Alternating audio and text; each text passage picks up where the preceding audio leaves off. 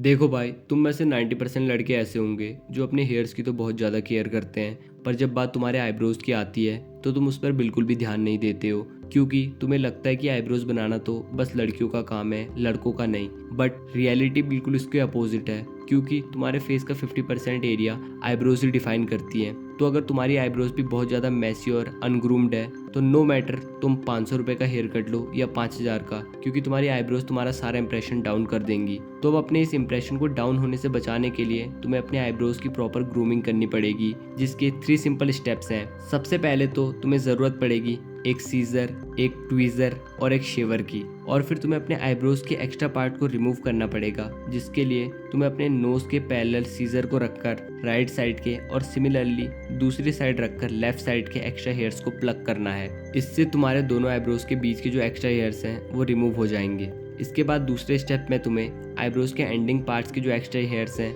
उन्हें रिमूव करना होगा। इसके लिए तुम्हें सीजर को अपने नोज और आईब्रो के डायगनली रखकर, जैसे वीडियो में दिख रहा है, ऐसे करना है और एक्स्ट्रा हेयर्स को प्लग करना है। उसके बाद तीसरे स्टेप में तुम्हें एक कंघी या किसी ब्रश टूल की हेल्प से आईब्रोज को अपवर्ड डायरेक्शन में कॉम्ब करना है। फिर सेवर या सीजर की हेल्प से एक्स्ट्रा हेयर्स को रिमूव कर देना है और हेयर की लेंथ को बिल्कुल बराबर कर देना है। और इन तीनों स्टेप्स को फॉलो करने के बाद आपके आईब्रोज घर बैठे ही ग्रूम्ड हो जाएंगे। और ग्रूम्ड करने के बाद आपको अपने आईब्रोज में वैसलीन या कोकोनट ऑयल लगाकर उन्हें मॉइस्चराइज करना है। तो इस तरीके से तुम अपने आईब्रोज को घर बैठे ग्रूम कर सकते हो, और ग्रूमिंग के बाद तुम्हारी आईब्रोज और तुम्हारा फेशियल स्ट्रक्चर 50% तक इम्प्रूव हो जाएगा।